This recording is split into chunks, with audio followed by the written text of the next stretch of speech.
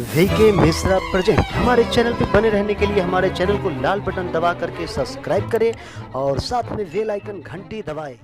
जय श्री राधे कृष्ण। आप सभी का हमारे YouTube चैनल पे बहुत बहुत स्वागत है। यूं ही ज्ञानवर्धक जानकारियां प्राप्त करने के लिए हमारे इस चैनल को लाल बटन दबा करके सब्सक्राइब करें, साथ में बेल आइकन घंटी दबाएं ताकि मेरे वीडियो का नोटिफिकेशन आपके पास सबसे पहले पहुंचे। आइए आज सुनते हैं अचला सप्तमी की कथा। अचला सप्तमी के दिन भगवान सूर्य देव की आराधना की जाती है। इस दिन व्रत उपवास रहा जाता है। इस दिन नमक का प्रयोग बिल्कुल भी नहीं करना चाहिए। भगवान सूर्य देव को अर्घ्य देना चाहिए और दान पुण्यों का कार्य करना चाहिए। इससे अनंत पुण्य फलों की प्राप्ति होती है। भगवान सूर्य देव आरोग्य प्रदान करने वाले हैं, शरीर के सभी विकारों को दूर कर देते हैं और भगवान सूर्य देव की कृपा से मनुष्य को सभी प्रकार के सुखों की प्राप्ति होती है। तो आइए सुनते हैं अचला सप्तमी की कथा। अचला सप्तमी का व्रत इस बार 19 फरवरी 2021 दिन शुक्रवार को किया जाएगा। बोलिए प्रेम से भगवान सूर्य देव की जय। बहुत समय पहले की बात है। शास्त्रों में सूर्य को आरोग्यदायक माना गया है और रोग मुक्ति के लिए सूर्य देव की आराधना को उपाय के रूप में बताया गया है। माघ माह के शुक्ल पक्ष की सप्तमी से संबंधित एक कथा है जो पुराणों में मिलती है। कथा के अनुसार जब भगवान श्री कृष्ण के पुत्र शांब को अपने शारीरिक बल और शस्त्रों पर बड़ा अभिमान होने लगा था, इसी अभिमान के कारण शांब ने दुर्वासा ऋषि का अपमान कर दिया। ऋषि ने क्रोध में शांब को कुष्ठ होने का श्राप दे दिया। भगवान कृष्ण को ऋषि के श्राप के बारे में पता चला तो उन्होंने अपने पुत्र को सूर्य देव की आराधना करने को कहा।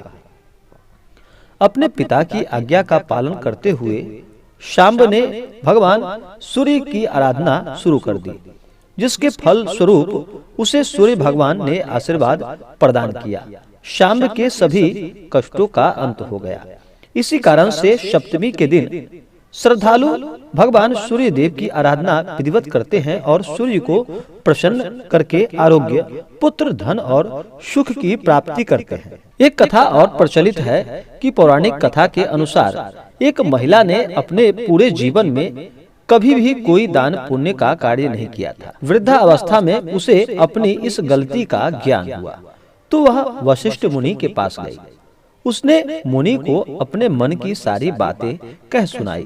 तब वशिष्ठ जी ने उसे अचला सप्तमी, जिसे कि रथ सप्तमी के नाम से भी जाना जाता है, उसे अचला सप्तमी के व्रत के महत्व के बारे में बताया और कहा तुम इस व्रत को करो।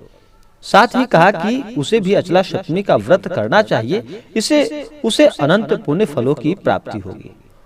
उन्होंने उस वृद्धा को व्रत की विधि बताई।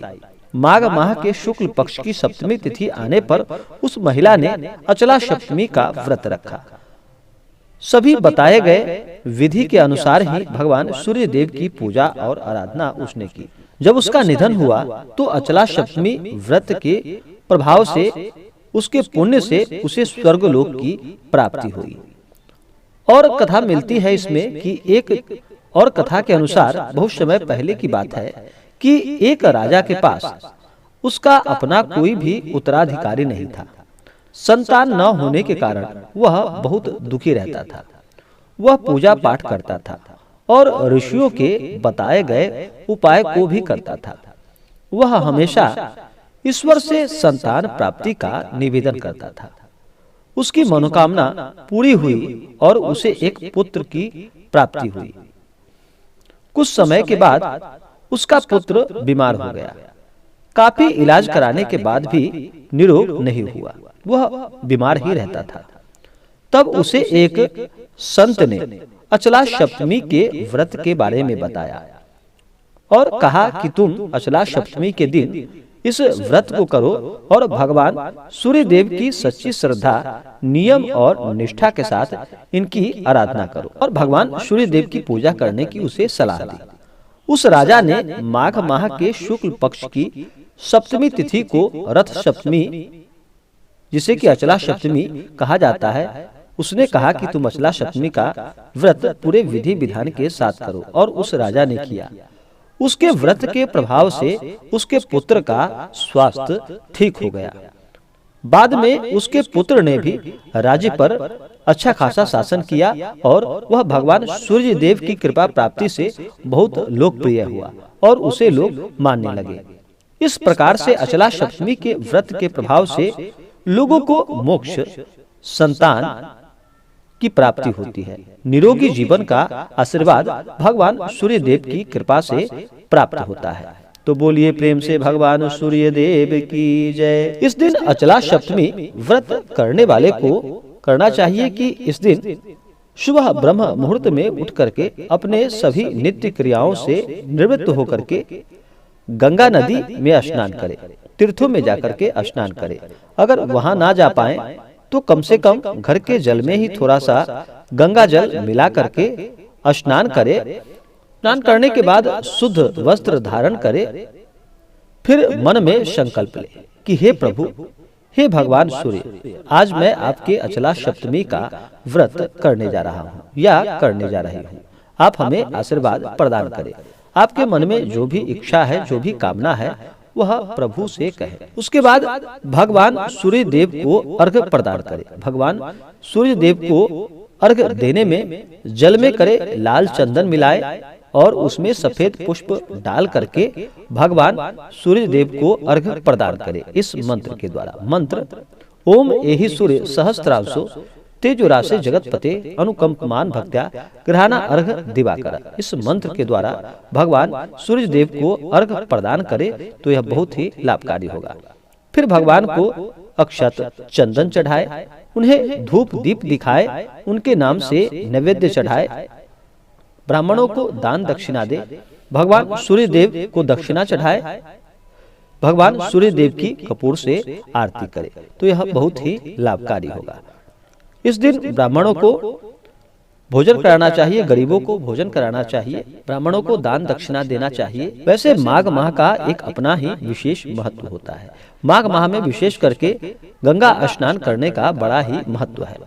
माघ माह में पड़ने के कारण इस अचला सप्तमी तिथि का व्रत का महत्व और भी बढ़ जाता है। तो इस दिन विशेष करके गंगा स्नान करे, भगवान सूर्य देव को अर्घ प्रदान करे तो यह बहुत ही लाभकारी होगा। इस दिन व्रत करने वाले को नमक का प्रयोग बिल्कुल भी नहीं करना चाहिए। इस दिन उपवास रहना चाहिए। अगर उपवास ना रह पाए, एक समय फलाहार ग्रहण करे।